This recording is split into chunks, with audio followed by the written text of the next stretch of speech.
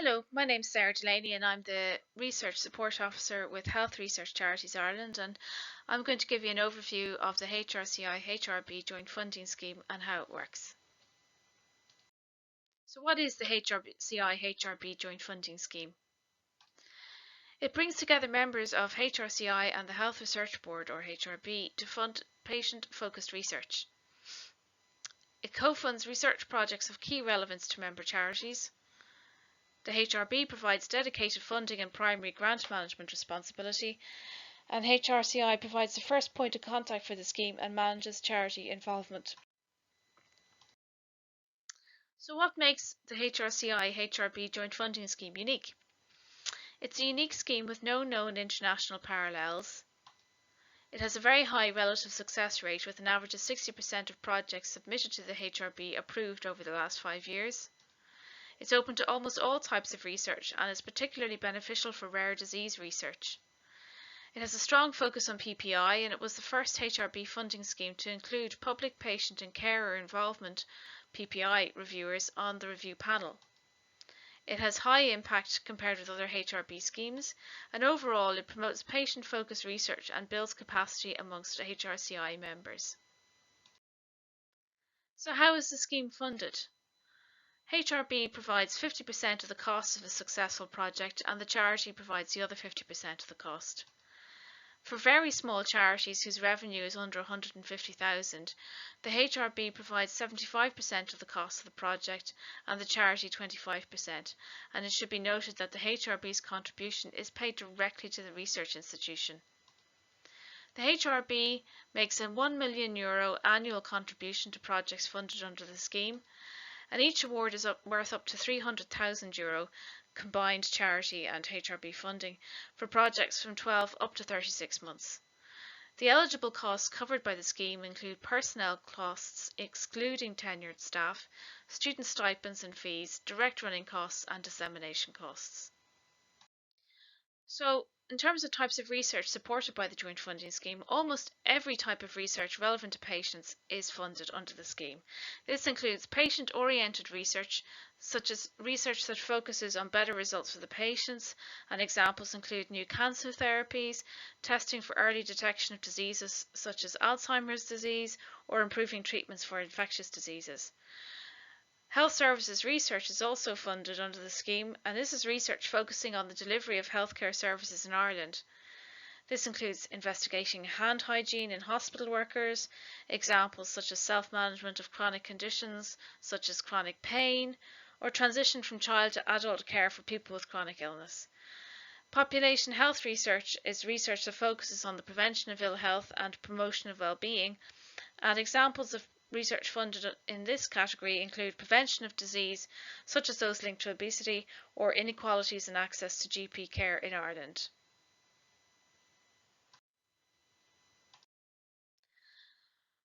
However, not all types of research are funded under the scheme, and there are some types of research which are not funded. Applications which are solely literature reviews, audits, surveys, or needs assessments or technology development are not funded, although these elements may be part of an integrated research study. Studies evaluating full-scale definitive interventions to provide high-quality evidence on the efficacy, effectiveness, cost and broad impact of the intervention, and standalone feasibility studies conducted in preparation for a future definitive intervention are not funded. These studies are supported through the HRB Definitive Intervention and Feasibility Award Scheme. Applications which are solely or predominantly developing infrastructure for biobanking databases or patient registers without a predominant research element are not funded. What's not funded as well is applications which are solely or predominantly health service developments or implementation of an intervention without a predominant research element. The HRB will not fund the costs of providing the service or intervention itself, only the research element. Applications from individuals applying for, holding or employed under a research grant from the tobacco industry are not supported, and research intended to create human embryos solely for the purpose of research or for the purpose of stem cell procurement, including by means of somatic cell nuclear transfer, are not funded. However, Applicants can propose work to develop a healthcare intervention. Such work may include some initial testing of the intervention in order to generate proof of concept data and thus have the basis for developing a feasibility study. This would mean that applicants could then apply to HRB or another funder to support a feasibility study as a next step. In such cases, applicants must consult with the appropriate clinical research infrastructure supports, such as the clinical research facilities, to ensure that the work done will allow them to develop a feasibility study subsequent to the HRB or charity-funded research. So in terms of eligibility then, principal investigators who lead the research team applying for the scheme must either hold a post that covers the duration of the award in a recognised research institution as an independent investigator, or be a contract researcher recognised by the research institution, or be an individual who will be recognised as a contract researcher by the research institution. The principal investigator's contract must cover the duration of the award, and this is to be confirmed at application submission stage. PIs must have at least 3 peer-reviewed publications and at least 1 peer-reviewed research grant as lead applicant or co-applicant, and only 1 application per PI will be considered. The PI can be based outside Ireland in specific circumstances. A signed warrant must be provided in this case at the application stage. All applications must be made to the HRCI member charities on or before their set closing dates. It's a good idea to start building partnerships with member charities early in order to collaborate effectively on the research topics that have been prioritised by charities. HRCI's website on the Joint Funding Scheme provides comprehensive information about the scheme and advertises member charities' open calls when they're launched, so keep an eye on our website and on our Twitter feed. It should be noted that charities who participate in the scheme must be full members of HRCI. In terms of collaboration then, co-funding is possible between up to 4 Irish charities, all of whom must be HRCI members. Collaboration between one Irish charity who's a HRCI member and an international charity is also possible. And funding of research teams outside Ireland is allowed where there's no established research capacity in Ireland, for example in the case of rare diseases. If the research team includes an international research institution, it's wise to work on contracting issues well in advance of submission. The HRB can provide their standard terms and conditions templates for you to review in this case. So in terms of how the scheme works overall, the first phase is charity review. Charities publish their calls and engage with prospective applicants. Applications are submitted to the relevant charity, and the charity manages international peer review and public review where applicable. The charity then offers applicants a right to respond to peer reviews, and we move on to the second phase, which is charity selection. In this phase, the charity undertakes an internal process to select proposals to go forward for consideration by the International Review Panel. At the review panel meeting, proposals are considered and each proposal is assessed by assigned scientific and PPI reviewers. The proposal is scored for scientific merit and also rated for quality of PPI, and charities can be observers at this panel meeting. Finally then, the HRB board approves successful projects and contracts are issued and research can begin. In terms of timelines for the 2021 call, this is a preliminary schedule that has yet to be finalised. So provisionally, the launch of the next round of the scheme is envisaged to take place in early autumn 2021, with charity calls opening in autumn 2021, and the deadline for submission of proposals to the HRB to take place in early spring 2022. The GEM system will be used again this year to submit applications, and it's important to keep an eye on the HRCI website and Twitter feed for updates on this timeline and for open calls. So in terms of PPI in the scheme, PPI is integrated throughout the joint funding scheme. There are specific questions set out in the application form, and this is provided here. In addition to these questions in the application form, at the review panel meeting, PPI is reviewed in the applications, and an overall rating of PPI is used to reach the consensus panel score. It's important, therefore, to think about PPI from the very start of your research project. So in terms of your own PPI approach, charities are skilled in PPI and may be able to advise and support you. We have prepared video case studies of successful projects, including patient perspectives, and links to these will be provided at the end of this video. We are also in the process of preparing case studies of excellent PPI in the Joint Funding Scheme, and we'll provide links to these when they have been finalised. The HRCI has important resources on its website, such as the PPI Toolkit for Making a Start to Begin a PPI Relationship, produced with TCD, PPI Ignite, and a guide to developing a PPI strategy, also available on the website. Local PPI teams can help if you're based in an Irish university, and the recently established National PPI Network builds capacity for good PPI.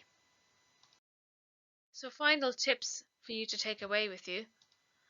It's important to be proactive now, to think about your research priorities and how they might match up with charities, and to think about your PPI approach. It is important to consider whether your research lines up with the charity priorities.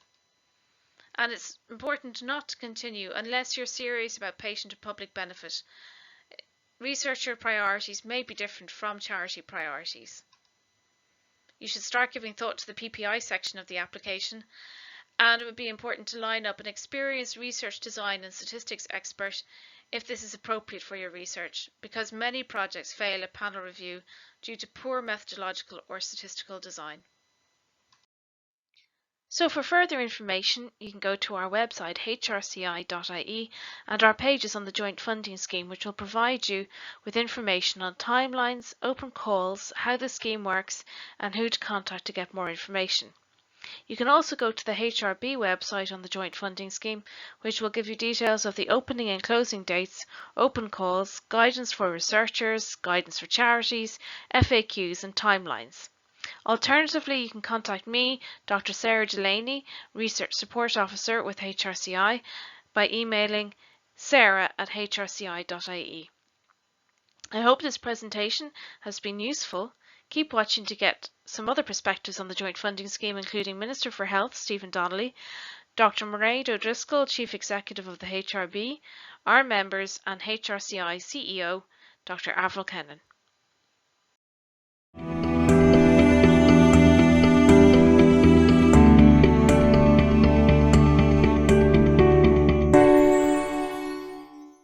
The scheme brings together, obviously, the patient focus of the health research charities, which is essential, and the funding expertise, obviously, of the Health Research Board. And what I love is that I'm told it's one of a kind internationally, this scheme and the way the scheme is set up, and that there are countries around Europe looking enviously on. So it's fantastic to see. The department first dedicated funding to these awards through the HRB quite some time ago, was 2006. And there have been 134 research projects supported worth €27 million, 13.5 from the HRB funding matched by the charities. And the scheme has long been incorporated, obviously, in the core funding of the HRB. The scheme isn't limited to rare diseases, but the rare diseases community has been very much involved and has, I think, particularly benefited from it. And for many small charities, the Joint Funding Scheme has often been the only route to fund research into a health condition. The many charity members may have been touched by personally. Certainly, I have come to know many people who've been involved in these charities, who are involved in these charities. And a lot of the time it has come from personal experience, a family member, a friend. And for the larger charities, the scheme has doubled the funding they could have generated alone, which obviously is fantastic.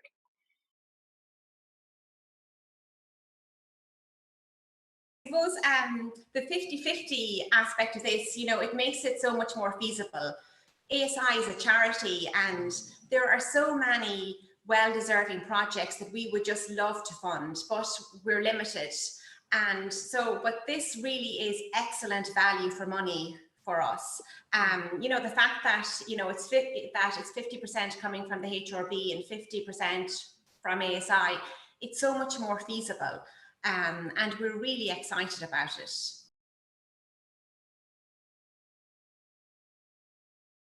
A really important partnership actually for the HRB. It speaks to a number of values that we hold very, very dear, and that are going to be reflected in our next strategy, I hope, very, very clearly. And that's obviously around the quality of the research that we fund, and we're very committed to funding quality of research, but also about collaboration and working in partnership with people both nationally and internationally. Just generally being responsive.